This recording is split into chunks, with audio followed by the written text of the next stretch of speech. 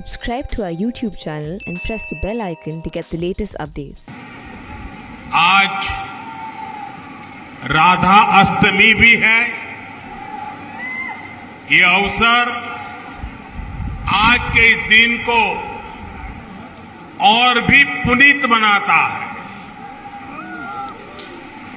ब्रज भूमि के तो कण कण में, रज रज में राधा ही राधा है।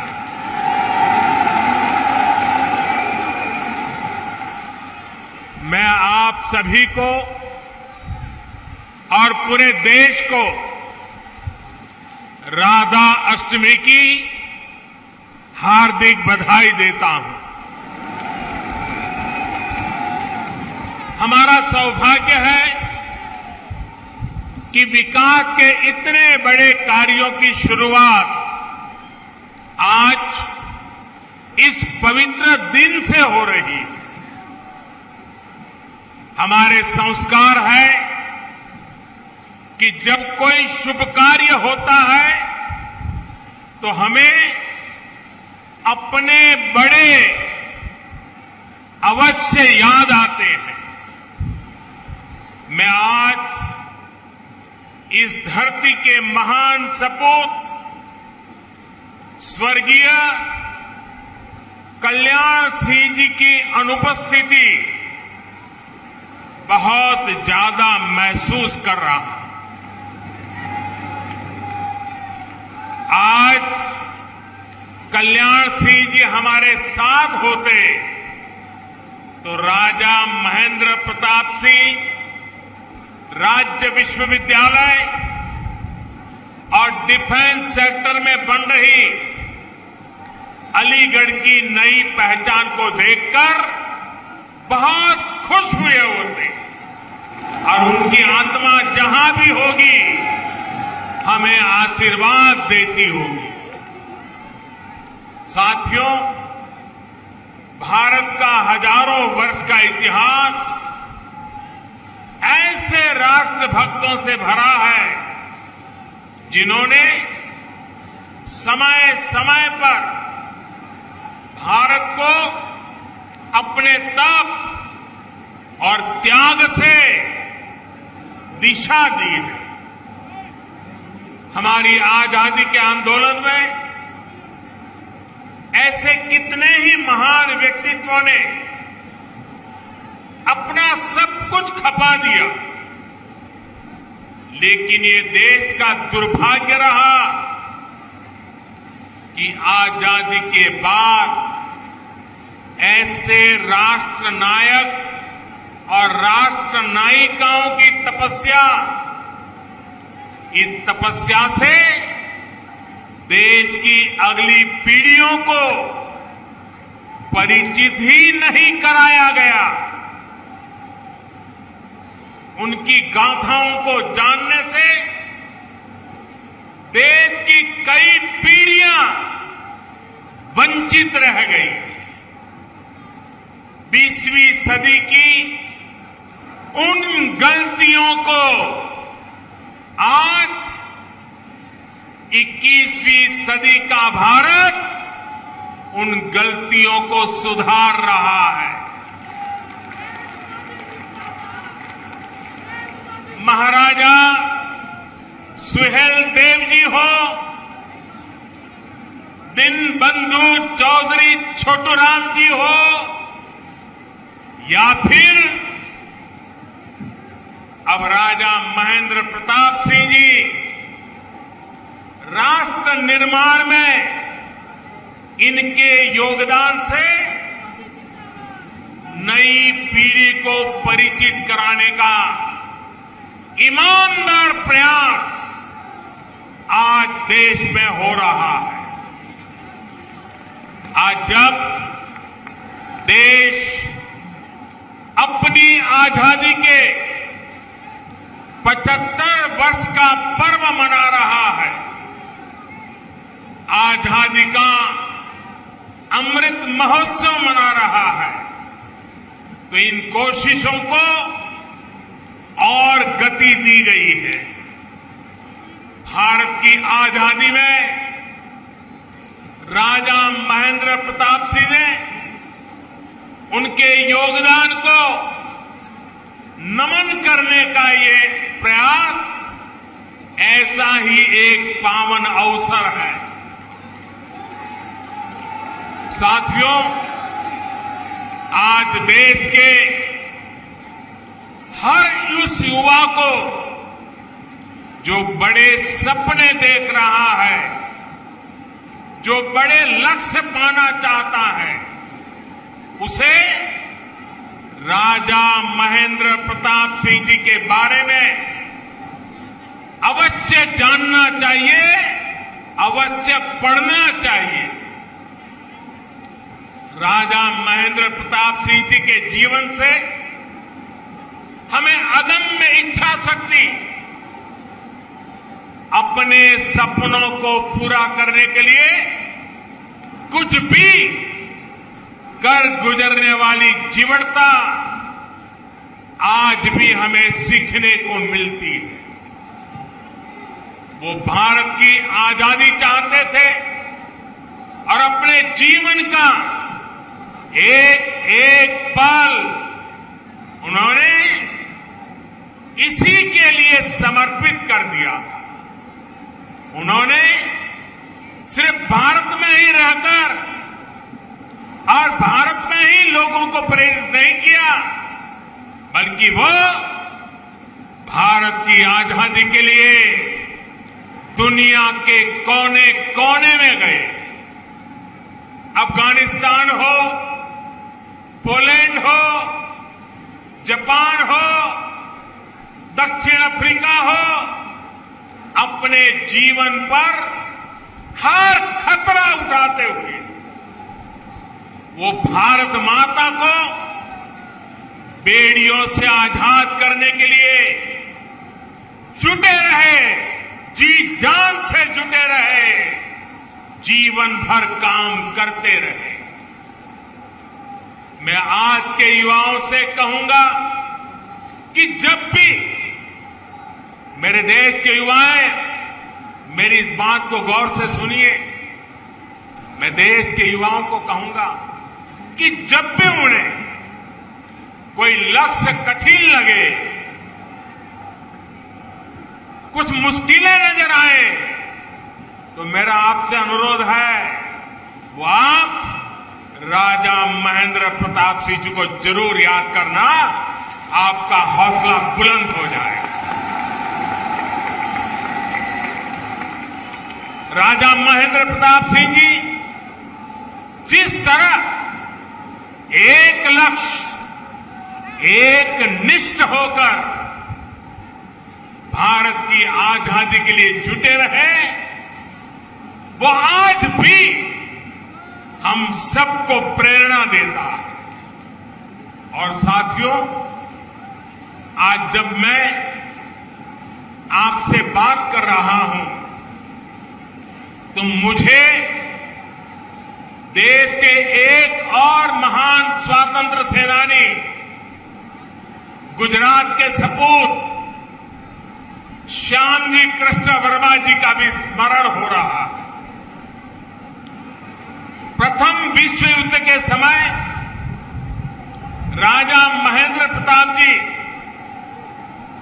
विशेष तौर पर श्यामजी कृष्ण वर्मा जी और लाला हरदयाल जी से मिलने के लिए यूरोप गए थे। उसी बैठक में जो दिशा तय हुई,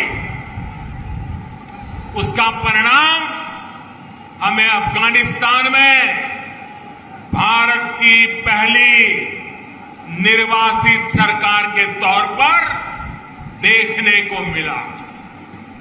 इस सरकार का नेतृत्व राजा महेंद्र प्रताप सिंह जी ने ही किया था। ये मेरा सौभाग्य था कि जब मैं गुजरात का मुख्यमंत्री था तो मुझे श्यामजी कृष्ण वर्मा जी की अस्थियों को 73 साल के बाद श्यामजी कृष्ण वर्मा जी की अस्थियों को भारत लाने में सफलता मिली थी।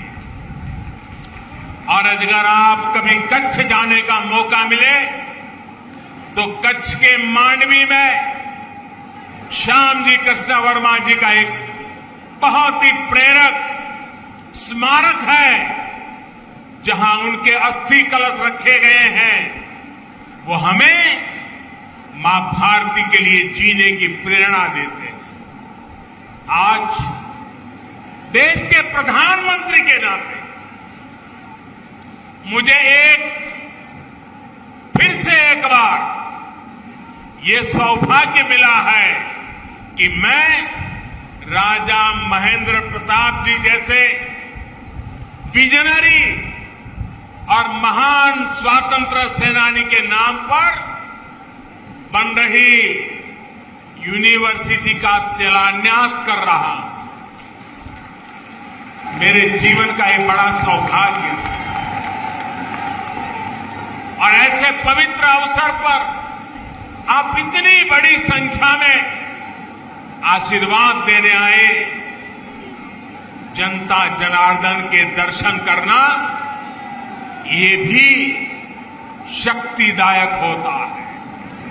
साथियों, राजा महेंद्र प्रताप सिंह जी सिर्फ भारत की आजादी के लिए ही नहीं लड़े, उन्होंने भारत के भविष्य के निर्माण की नींव में भी सक्रिय योगदान दिया था।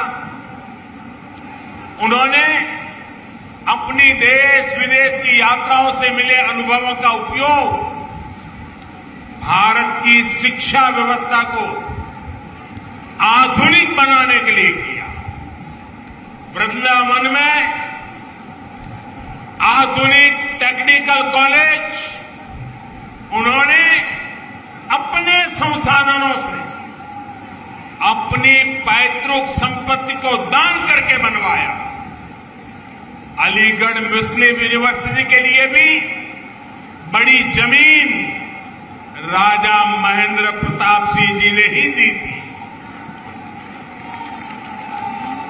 आज आजादी के इस अमृत काल में जब 21वीं सदी का भारत शिक्षा और कौशल के नए दौर की तरफ बढ़ चला है, तब मां भारती के ऐसे अमर सपूत के नाम पर विश्वविद्यालय का निर्माण उन्हें सच्ची कार्यांजलि है। इस विचार को साकार करने के लिए योगी जी और उनकी पूरी टीम को बहुत बहुत बधाई।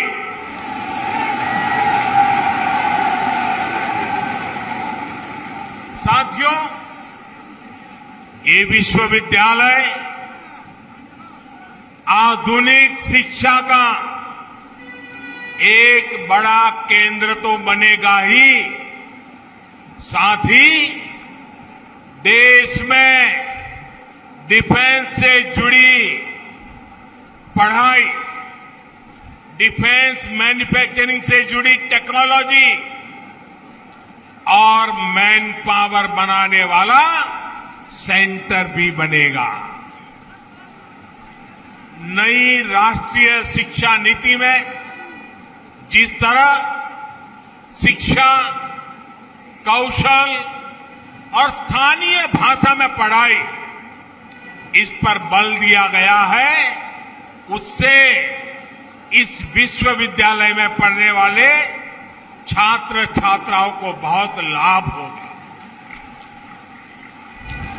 अपनी सैन्य ताकत को मजबूत करने के लिए आत्मनिर्भरता की तरफ बढ़ने भारत के प्रयासों को इस विश्वविद्यालय में होने वाली पढ़ाई नई गति देगी।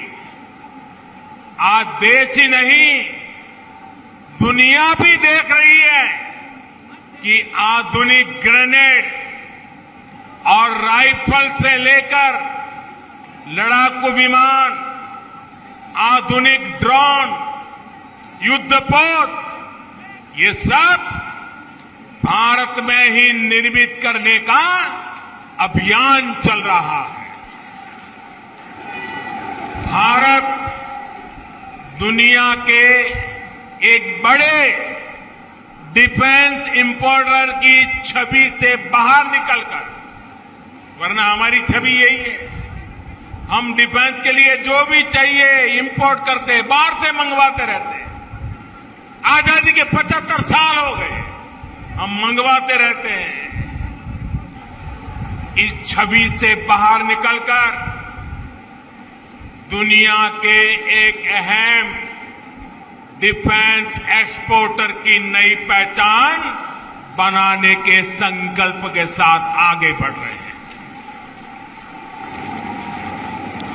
भारत की इस बदलती पहचान का एक बहुत बड़ा केंद्र ये हमारा उत्तर प्रदेश बनने वाला है, और उत्तर प्रदेश के सांसद के नाते मुझे इस बात का विशेष गर्व है।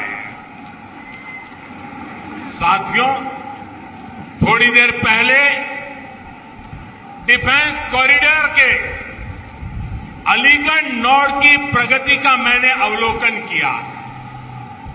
अलीगढ़ में ही डिफेंस मैन्युफैक्चरिंग से जुड़ी 1.5 दर्जन से अधिक कंपनियां सैकड़ों करोड़ रुपए के निवेश से हजारों नए रोजगार यहां बनाने वाली है। अलीगढ़ नोड में छोटे हथियार, आयुध, drone, aerospace, metal components, entry drone system, defence packaging, ऐसे उत्पाद बन सके, इसके लिए नए उद्योग लगाए जा रहे हैं। ये बदलाव अलीगढ़ और आसपास के क्षेत्र को एक नई पहचान देगा। साथियों, अभी तक लोग अपने घर की या अपने दुकान की सुरक्षा के लिए अलीगढ़ के भरोसे रहते थे।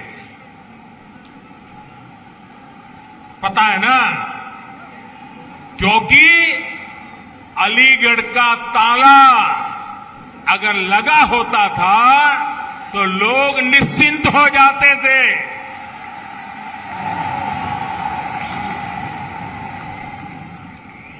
और मुझे आज बचपन की एक बात करने का मन कर रहा है।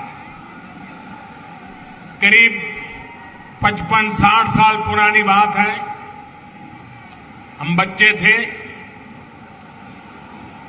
तो अलीगढ़ से ये ताले के जो सेल्समैन होते थे, एक मुस्लिम मेहरबान थे, वो हर 3 महीने हमारे गांव आते थे। अभी भी मुझे याद है, वो काली जैकेट पहनते थे और सेल्समैन के नाते दुकानों में अपना ताला रख के जाते थे और 3 महीने के बाद आकर के पैसे ले जाते थे। गांव के अगल बगल के गांवों में भी व्यापारियों के पास जाते थे, उनको भी ताले देते थे। और मेरे पिताजी से उनकी बड़ी अच्छी दोस्ती थी और वो आते थे तो 4-6 दिन हमारे गांव में रुकते थे और दिन भर जो पैसे वो वसूल करके ले आते थे तो मेरे पिताजी के पास छोड़ देते थे और मेरे पिताजी उनके पैसों को संभालते थे। और 4-6 दिन के बाद जब वो मेरा गांव छोड़ करके जाते थे तो मेरे पिताजी से वो सारे पैसे लेकर के फिर वो अपना ट्रेन से निकल जाते थे।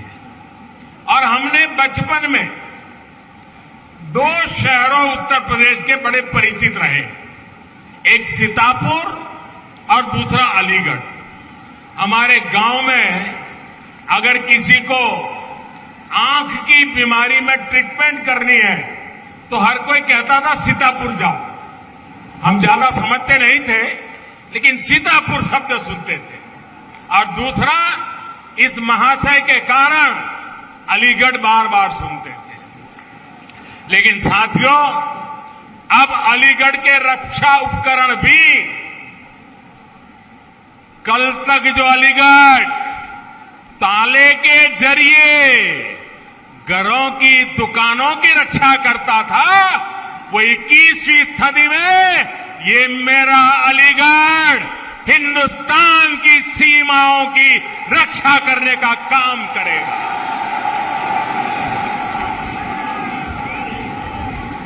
यहां ऐसे आयुध बनेंगे। वन डिस्ट्रिक्ट वन प्रोडक्ट योजना के तहत यूपी सरकार ने अलीगढ़ के तालों और हार्डवेयर को एक नई पहचान दिलाने का काम किया है। इससे युवाओं के लिए, एमएसएमईज के लिए नए अवसर तैयार हो रहे हैं। अब डिफेंस इंडस्ट्री के जरिए भी यहां के मौजूदा उद्यमियों को, एमएसएमईज को विशेष लाभ होगा और नए एमएसएमईज के लिए प्रोत्साहन भी प्राप्त होगा। जो छोटे उद्यमी हैं, उनके लिए भी डिफेंस कॉरिडोर का अलीगढ़ नोड नए मौके बनाएगा। भाइयों और बहनों, डिफेंस कॉरिडोर के लखनऊ नोड में दुनिया की सबसे बेहतरीन मिसाइल में से एक ब्रह्मोस का निर्माण भी प्रस्तावित है। इसके लिए अगले कुछ सालों में 9,000 करोड़ रुपए निवेश किए जा रहे हैं। झांसी नोड में एक और मिसाइल मैन्युफैक्चरिंग से जुड़ी बहुत बड़ी महत्वपूर्ण यूनिट लगने का प्रस्ताव है। यूपी डिफेंस कॉरिडोर ऐसे ही बड़े निवेश और रोजगार के बहुत बड़े अवसरों को लेकर के आ रहा है। साथियों, आज उत्तर प्रदेश देश और दुनिया के हर छोटे बड़े निवेशक के लिए बहुत आकर्षक स्थान बनता जा रहा है। ये तब होता है जब निवेश के लिए जरूरी माहौल बनता है, जरूरी सुविधाएं मिलती हैं। आज उत्तर प्रदेश डबल इंजन सरकार के डबल लाभ का बहुत बड़ा उदाहरण है। योगी जी और उनकी पूरी टीम ने सबका साथ, सबका विकास, सबका विश्वास के मंत्र पर चलते हुए उत्तर प्रदेश को नई भूमिका के लिए तैयार किया है। अब सबके प्रयास से इसे और आगे भी बढ़ाना है। समाज में विकास के अवसरों से जिनको दूर रखा गया, ऐसे हर समाज को शिक्षा और सरकारी नौकरियों में अवसर दिए जा रहे हैं। आज उत्तर प्रदेश की चर्चा बड़े इंफ्रास्ट्रक्चर प्रोजेक्ट और बड़े फैसलों के लिए होती है। पश्चिमी उत्तर प्रदेश तो इसका एक बहुत बड़ा लाभार्थी है। ग्रेटर नोएडा में इंटीग्रेटेड इंडस्ट्रियल टाउनशिप का निर्माण, मल्टी मॉडल लॉजिस्टिक्स हब, जेवर international airport, Delhi Meerut regional rapid transit system, metro connectivity, आधुनिक हाईवे और एक्सप्रेसवे, ऐसे अनेक काम आज पश्चिमी उत्तर प्रदेश में हो रहे हैं। यूपी में चल रहे ये हजारों करोड़ रुपए के प्रोजेक्ट आने वाले वर्षों में भारत की प्रगति का बड़ा आधार बनेंगे। भाई और बहनों, मुझे आज ये देखकर बहुत खुशी होती है कि जिस यूपी को देश के विकास में एक रुकावट के रूप में देखा जाता था, वही यूपी आज देश के बड़े अभियानों का नेतृत्व कर रहा है। शौचालय बनाने का अभियान हो, गरीबों को अपना पक्का घर देना हो, उज्ज्वला के तहत गैस कनेक्शन हो, बिजली कनेक्शन हो, पीएम किसान सम्मान निधि हो, हर योजना, हर मिशन में योगी जी के यूपी ने देश के लक्ष्यों को हासिल करने में अग्रणी भूमिका निभाई है। वरना मुझे तो याद है, वो दिन मैं भूल नहीं सकता हूं, जब 2017 से पहले गरीबों की हर योजना में यहां रोड़े अटकाए जाते थे। एक एक योजना लागू करने के लिए दर्जनों बार केंद्र की तरफ से चिट्ठी लिखी जाती थी, लेकिन यहां उस गति से काम नहीं होता था। ये मैं 2017 के पहले की बात कर रहा हूं। जैसे होना चाहिए था वैसा नहीं होता था। साथियों, यूपी के लोग भूल नहीं सकते कि पहले यहां किस तरह के घोटाले होते थे, किस तरह राजकाज को भ्रष्टाचारियों के हवाले कर दिया गया था।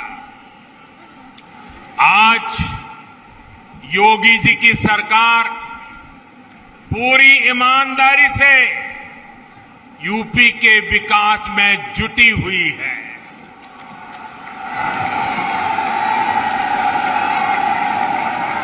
एक दौर था जब यहां शासन प्रशासन गुंडों और माफियाओं की मनमानी से चलता था, लेकिन अब वसूली करने वाले, माफिया राज चलाने वाले सलाखों के पीछे हैं।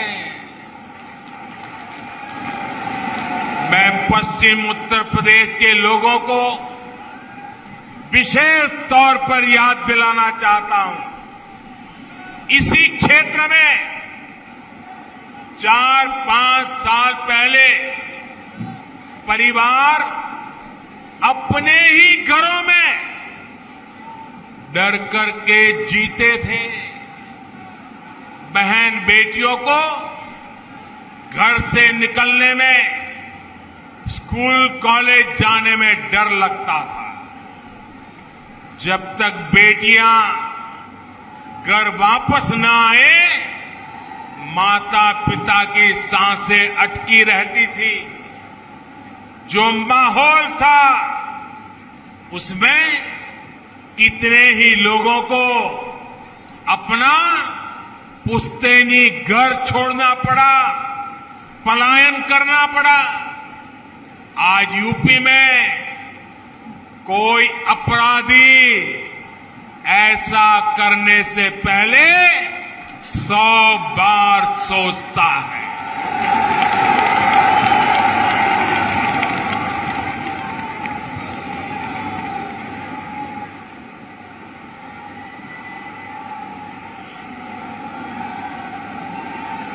योगी जी की सरकार में गरीब की सुनवाई भी है, गरीब का सम्मान भी है। योगी जी के नेतृत्व में यूपी की बदलती कार्यशैली का एक बहुत बड़ा प्रमाण है सबको वैक्सीन, मुफ्त वैक्सीन अभियान।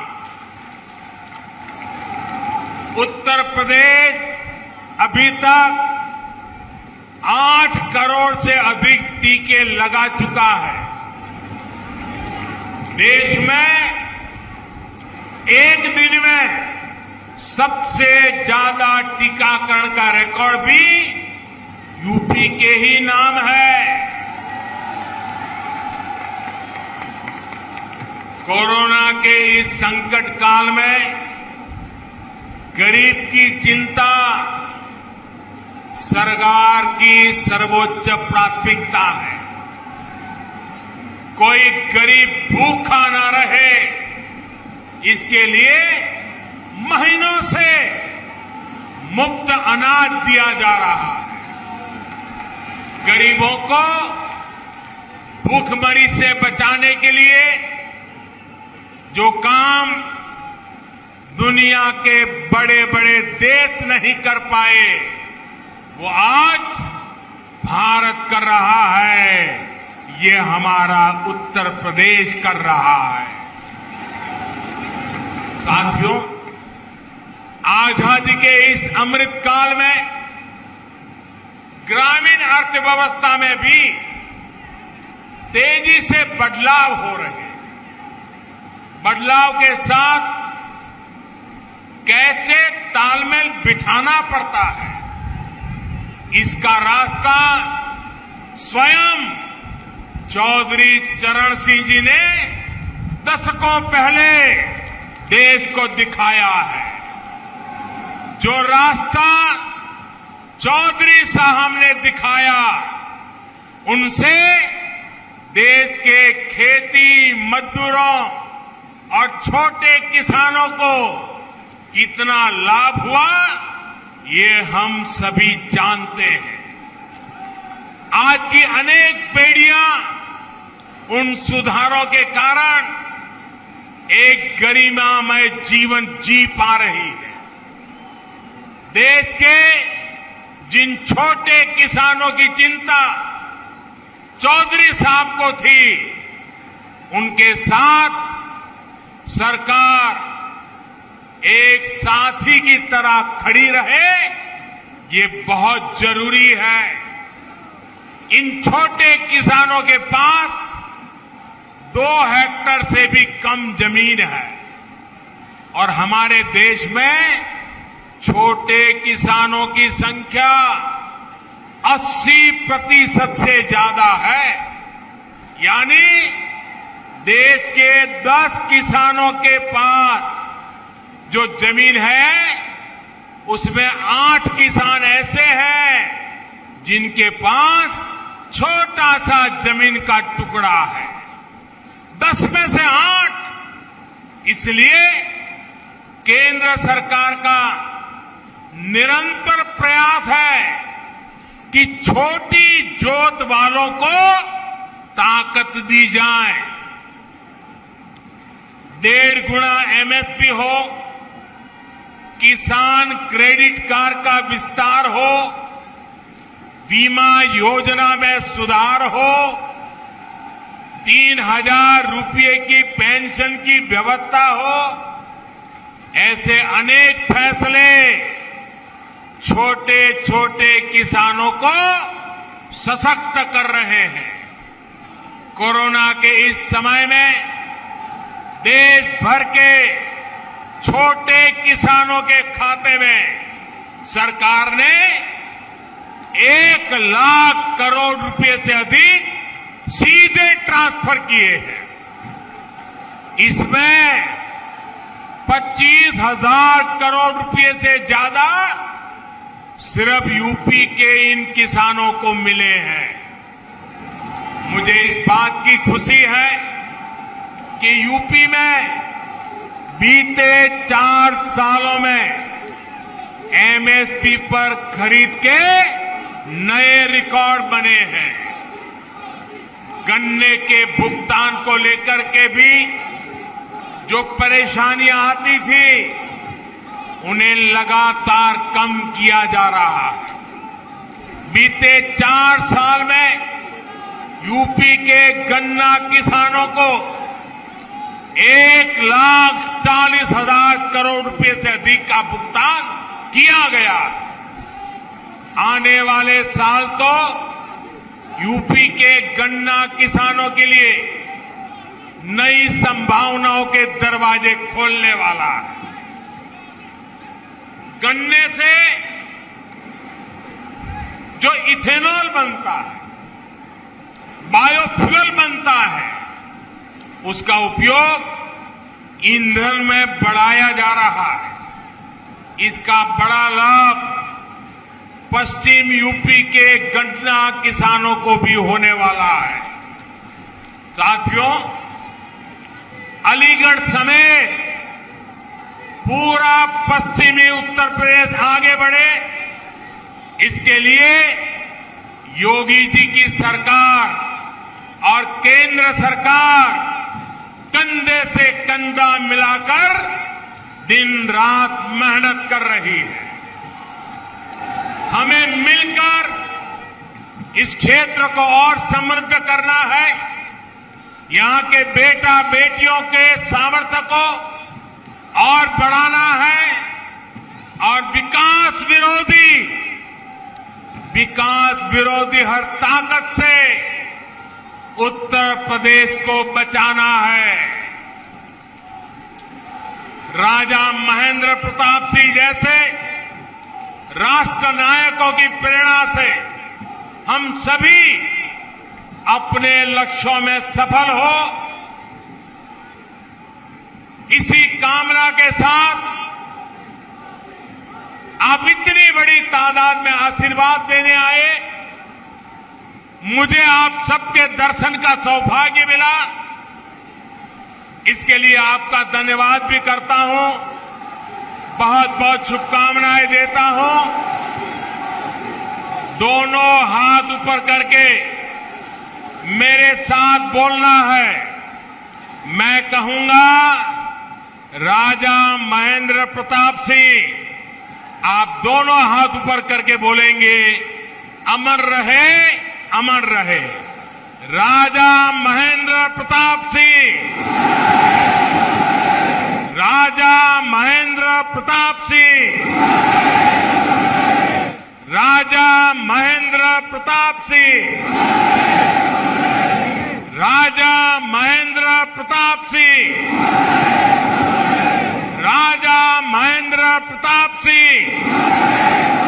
भारत माता की, भारत माता की। बहुत बहुत धन्यवाद।